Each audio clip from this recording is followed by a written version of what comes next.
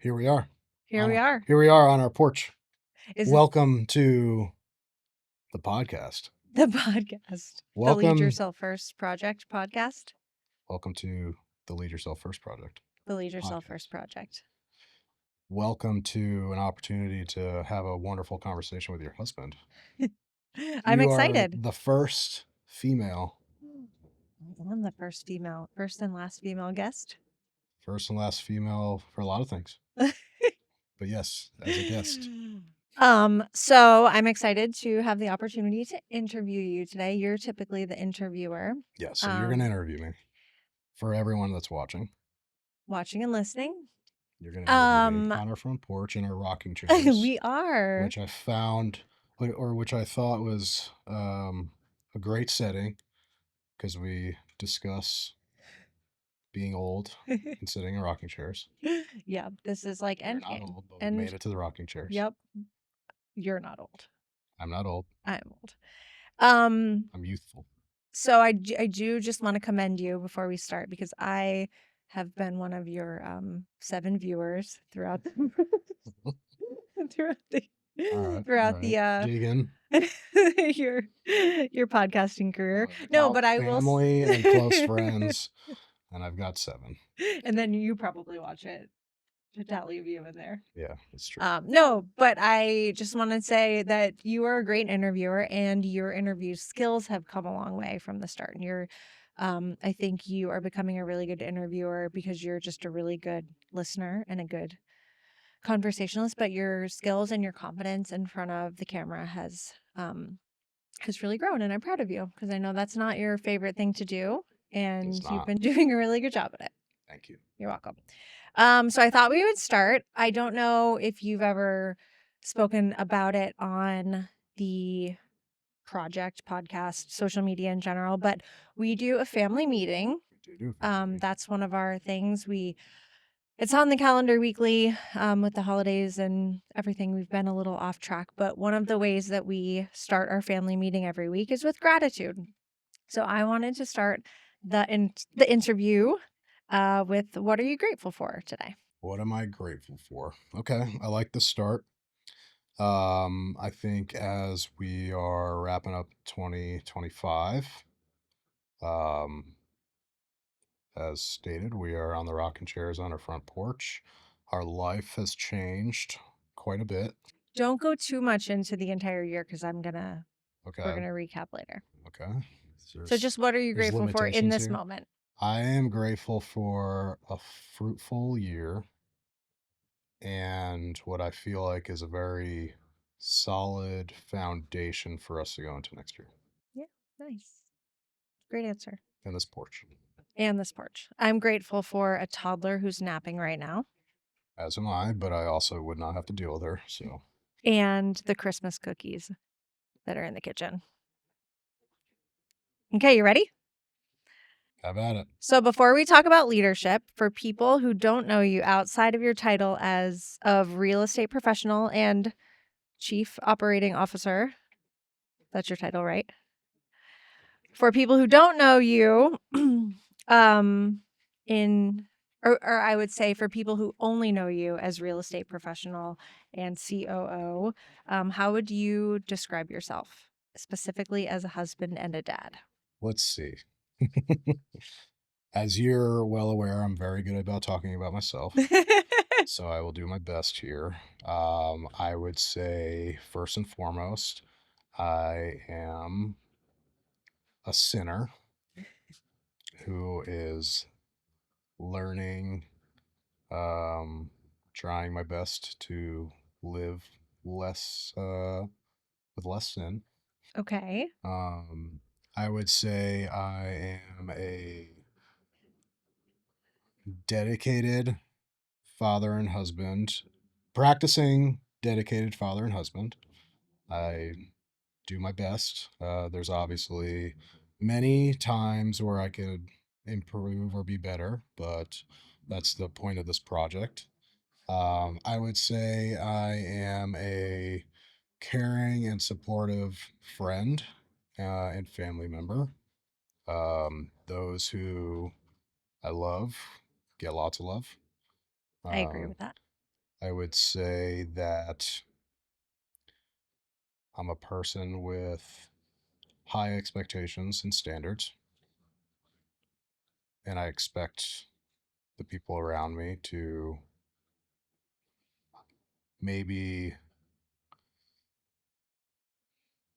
maybe too much. I expect people to reach the same bar as I'm striving for. Mhm. So I can definitely be hard on people. But overall, I guess I am a dedicated person who works hard and is just constantly striving for more. Think I missed anything? No, that sounds great. I think you hold yourself to a really high standard. I think sometimes you're a little too hard on yourself, but you would never admit that. Yeah. Hard on myself. I probably bite off more than I can chew a lot too. Yeah, I think we both do that. No, I agree with everything you said. I'm grateful to be a recipient of all of the love you bring. You're welcome. How do you define leadership and why is it so important to lead yourself first? Leadership to me is the ability to influence someone else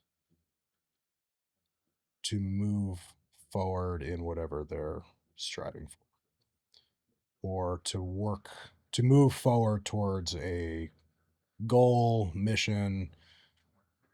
I think there's different types of leadership.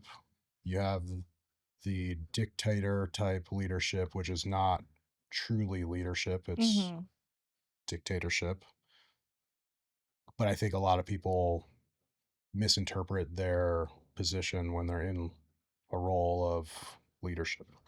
So I think ultimate leadership is by setting the example that people want to follow. So ultimately, you know, there when someone sees an example that they want to follow, obviously they're going to take the steps without needing to be told. Yep.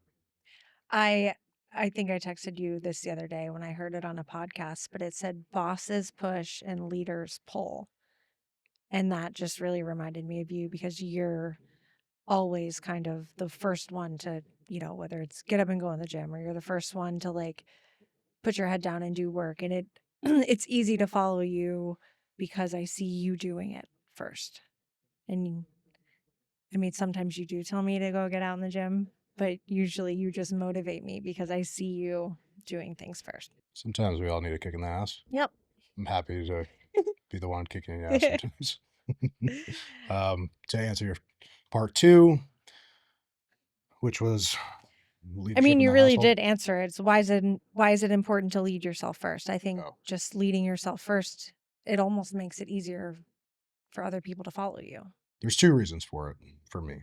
Okay. One is the leadership aspect, as we just discussed. If you're doing the things that you need to do, you're setting the example, you're being a great role model, then naturally people are going to be influenced. They're going to want to do the same. They're going to strive for more. But then also, it's really important for me, which is where this actually came from and the reason for the hashtag when I originally was using it of lead yourself first, which apparently was already out there, but I think I've used it the most. Um, it was important for me to be able to show up for you and Logan and actually be there. So by leading myself first, I was going to the gym, I was taking care of myself because I knew at some point during the day it had to be done. So I would rather do that before you two wake up so that in, the gym, I planning for the day, any of the tasks, as many tasks as I could do before you and Logan got up or before, the chaotic part of the day. I wanted to be able to be present for you guys, but then also be clear and present for anybody else that I came into contact with. So by leading myself first, there was um, less chaos within my brain, Hmm. I guess, because the gym is the easiest example for me and probably the most applicable to other people. But when I don't work out in the morning and I know that I need to do that, and that like sits in my head, and Yeah. when I'm not ahead of my task list, that sits in my head all day long, and that pulls on me, it drains me, it gets me agitated throughout the day when I know I need to do this and I'm being pulled in a different direction. I'm not showing up the best that I can. So Yep. I that's why definitely. that's important. That was a great answer. Thank you. That was a long answer. We got a lot of questions. You better hurry up your answers. Well, we have a finite amount of time. um, we've had more cars drive by today than we have all week. It's true. Get out of our neighborhood. How how is the man you are different now from the man you thought you had to be? So, How how is are the you man I different am now now? than like what expectations you had or thought you may have had? What you thought a man was like when you were a kid? I think growing up, the only man that I saw was the only type of man that I saw was more of like that dictator type father, fathers. I never really saw when I was growing up. I never saw a great example of like a man who had. I don't want to say friendship with their kids Mhm. because I don't. I want to be close and friendly with Logan, but not to the point where there's not that where there's not that level of respect. Yeah. But that's really all I saw as a kid was, the man says to do this and then the kids listen. Mhm. So now that I'm seeing a different version of leadership, I guess that's like I don't want to be that person, and I don't think I've been so far of being, a father and a husband to you, and however many years you want to say that I've been a man. I think that's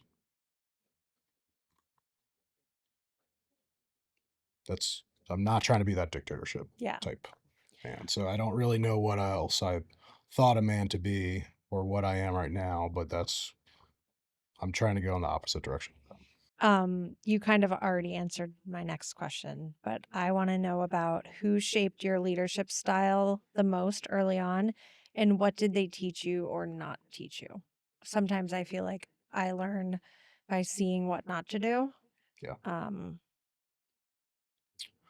so I feel like I feel like in media, in, in TV, for example, you either see like the really mean, tough dad, boss figure, or you see that like kind of lazy slob of a dad in like 90s sitcoms, I feel. Um, Yeah. and you were neither of those. Yeah, I would say that I got a pretty good idea of the man and father not to be through the experience of how I grew up. Mm-hmm. I don't think I had great examples. I had great examples looking back in the years that I played baseball. Mm-hmm. I had some really good coaches, and I probably didn't understand that at the time. But I had some really good coaches who may have been hard on me sometimes, but it was because they saw something in me and wanted me to, become better versus being hard on me for because that's either all that someone knows how to do, Yeah. or because they feel the need to be right. As far as like continuing on the path of who has shaped like what I should be as a man, um, I'd say there was a lot of good examples when I got into the CrossFit world. Mm-hmm. I think that's when I started growing as a human, and lots of good people. Tony, Bennett, Nick, Trey. think Trey has a great relationship with his kids. Mhm. And yeah, so We that's do pretty have cool. so many great dad role model friends, We do. just humans in general. Um, what, if anything, changed inside you the day that Logan was born? So how long do you have? I feel like everything changes. Yeah. Um, I think a lot of things actually started to change when we learned that Logan was going to be a girl. Okay. And just thinking about like the type of person that I want to be and realizing that I have to think, I have to be a forward thinker now that I have a child coming. And then once Logan got here, it was, there was definitely this realization that everything else outside of our family comes second. Yes. Um, I would say there's definitely a lot of feelings that I either haven't felt or haven't felt in a long time. There is a very indescribable type of love that I have for Logan, Oh, and yeah. obviously that was first experienced when she showed up. Yes. Yep. What parts of yourself did fatherhood expose that you were not prepared to face? Well, fatherhood exposed definitely my in fatherhood exposed how impatient I can be. That I feel like that's fatherhood to a toddler, not well, actually it's tough there in the beginning. But Well, just because, as you know, like since we started dating, I put a lot of attention into work. mhm. And sometimes when Logan needs me or wants to play, I have to be very intentional and I have to be patient and I have to remember how this is going to affect her. But it's still hard. I'm I'm still wondering, like sometimes in the evening, as much as I know I got to really enjoy that time, sometimes I'm really looking forward to going to bed so that I can get back on my computer. I can do Yes. anything else. But so that's something that I think about frequently is how much I need to savor the moments and just be patient. If her bedtime is 7:30 and that's when she's going to be sleeping, regardless of how fast it feels like the time's going to go by, 7:30 is still 7:30, which Yep. is how I try to think about it now.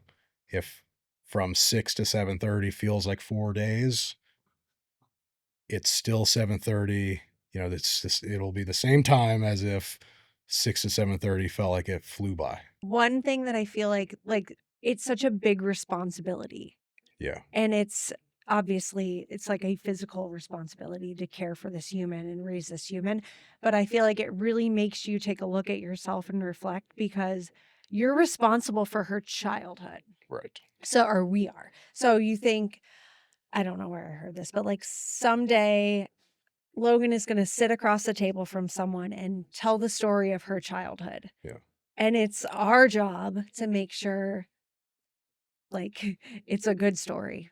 Yeah. And, like all of her, for example, like we make her Christmas memories. We like are crafting this childhood for her. And that I feel like is kind of what hits me is like, wow, this is like, we can't mess this up. Like this one shot to like make her Yeah. turn out like a good human. I was thinking about this recently, last week or the week before, when we recognize that her her upbringing, it does fall on us 100%, and who she becomes is 100% on you and I. We're also shaping the generations to come. Mm-hmm. Her we're directing, the family tree right now, and some people want to break the family tree and some people want to keep it going. And it's really important that we are leading her in a way that she turns into a human that brings life and creation into the world rather than, you know, rather than just being someone who does not affect people around her positively. And Mhm. I think we've done a pretty good job of that so far. She's such a little light. She She brings the brings so much joy. joy. Logie brings the So, joy. a lot of responsibility on us to just make sure that she has a story worth sharing and she can affect people for, we're affecting people for hundreds, Mhm. for the rest of, Hopefully. humankind. Hopefully, we'll sit on these rocking chairs and our great grandkids will. Mhm. So to tie into that, what do you want to be most intentional about modeling for her? I want Logan to be the most genuine version of Logan she can be. And I think that that was probably something that I lacked growing up because of outside circumstances and factors. I didn't always feel like I could just be me. I always Mhm. wondered what people thought of me. I still think of, wonder what people think of me. So I would really love to just show Logan that she can be who she is, you know, unapologetically. Yeah. I think that's going to be the best way for her to just really enjoy, especially like the adolescent years, high school, middle school, going into college. I think I missed out on some really good years because I was more focused on what other people thought of me than Yeah. what I fucking think about. So I'd say integrity is something that I want to constantly display so that she grows up and is firm in her beliefs and her values and what she likes and doesn't waver. That's a great intention. What do you want her to understand about partnership, specifically marriage, by watching us? I think I want her to understand the importance of respect in a partnership and have the skill set to have an argument without explosive reactions. Have a calm argument, Discussion. the discussion.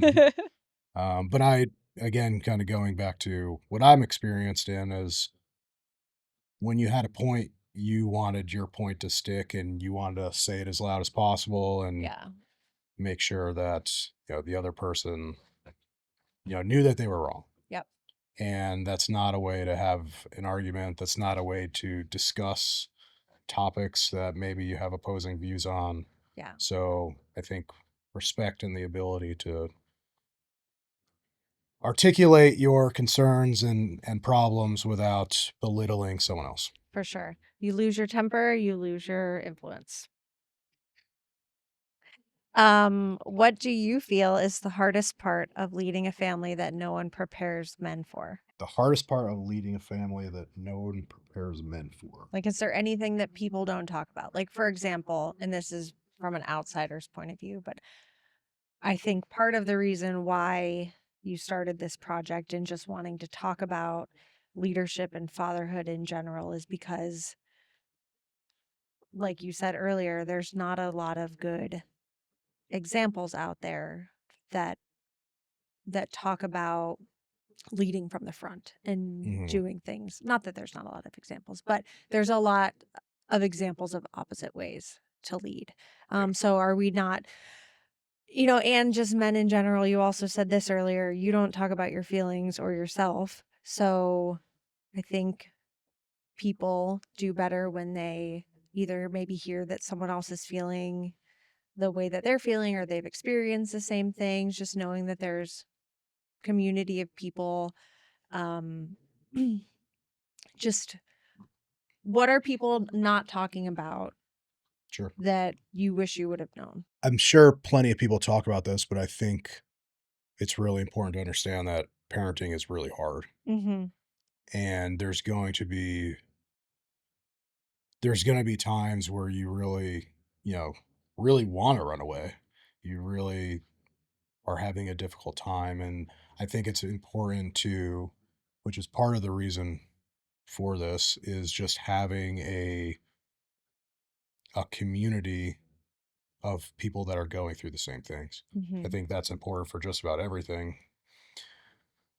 Sounds So like a lesson you learned in CrossFit. it was a lesson that I learned in CrossFit.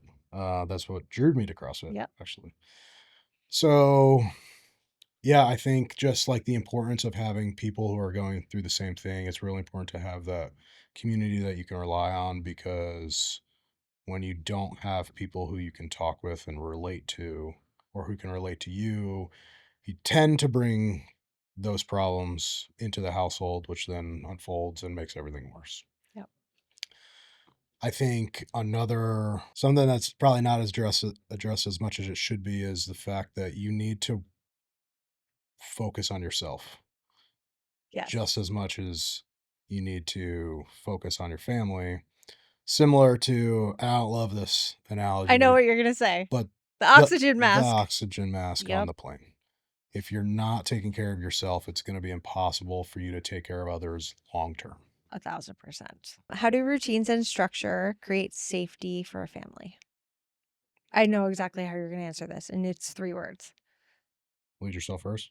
Oh. It's 3 more words. Uh, 75 hard. No. Discipline is freedom.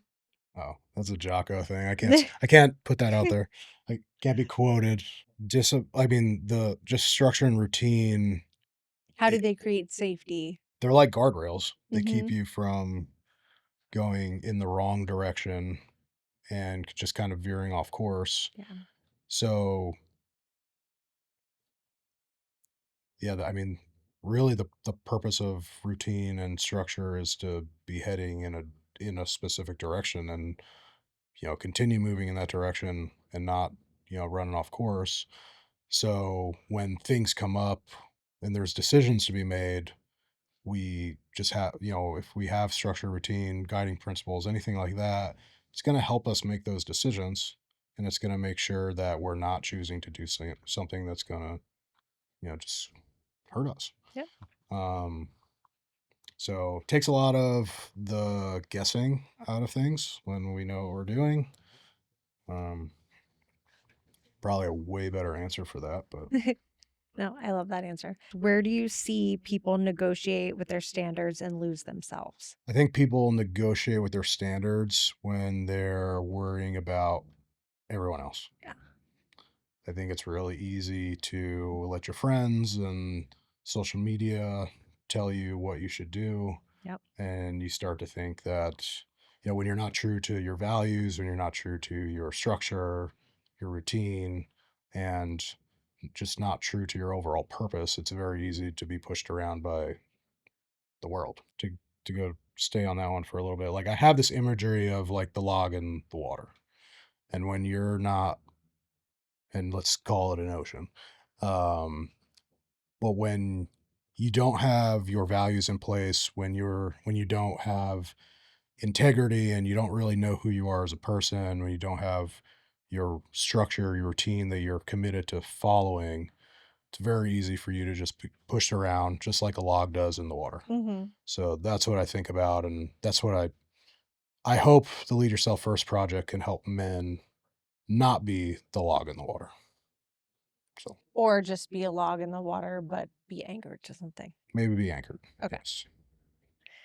What do you tell yourself on days you don't want to show up first? I do my best to remind myself of why I'm doing it. There's a lot of profanity directed at myself. But just trying to stay anchored to that purpose. It's hard, and it's not something it's not 100%, 1,000% batting average, but Okay, so we're gonna wrap up. okay. 2 more quick little topics. Okay. Another thing, so we started with our gratitude that we do our family meetings, and then another tradition that you and I have at the dinner table oftentimes. Well, since we're usually negotiating with the toddler at dinner time, we do it more on date nights. But what's your rosebud thorn for 2025 and going into 2026? So, for people who don't know, rosebud thorn, you and I kind of I don't know if we made it up or heard it somewhere, but just a way to like recap your day. Your rose is the best part of your day. The thorn is the worst part of your day, or like something that you learned or something that could have gone better. And then the bud is what you're most looking forward to for the next day. So we'll do it for 2025 into 2026. Best part, worst part, or opportunity to learn. And then what are you looking forward um, for 26? My rose for 2025 is probably you and I moving down to Palm Ghetto. We're Um, in Parish. you and I moving down to Parish and starting, yeah, a new chapter here. Yep. There's a lot of good down here, and I'm really excited for everything to come.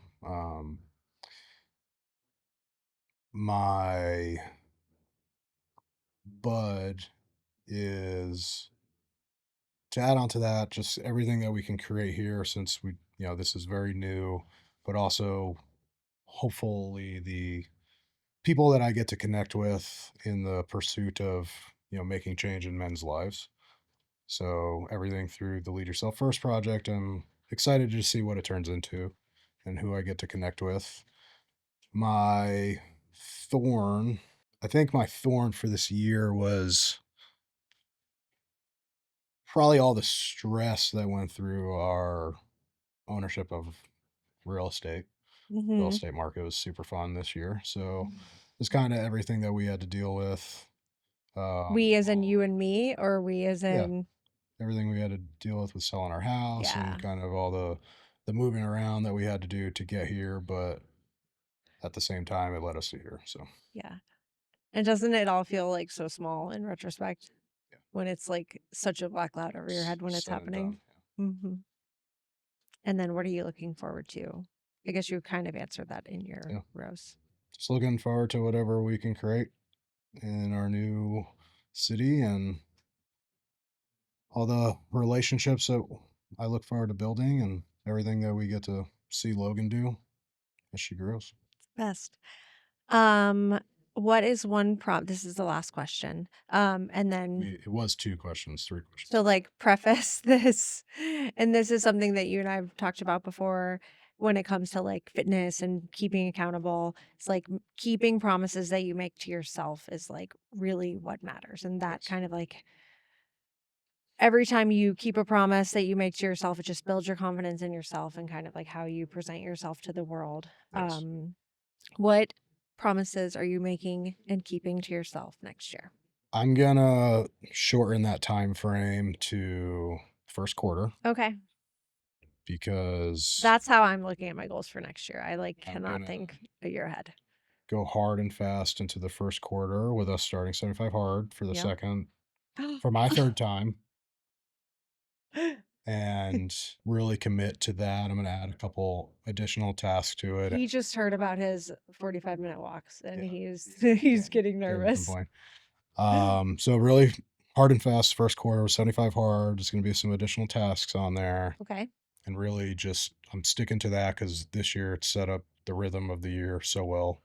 So it's good. Just one promise.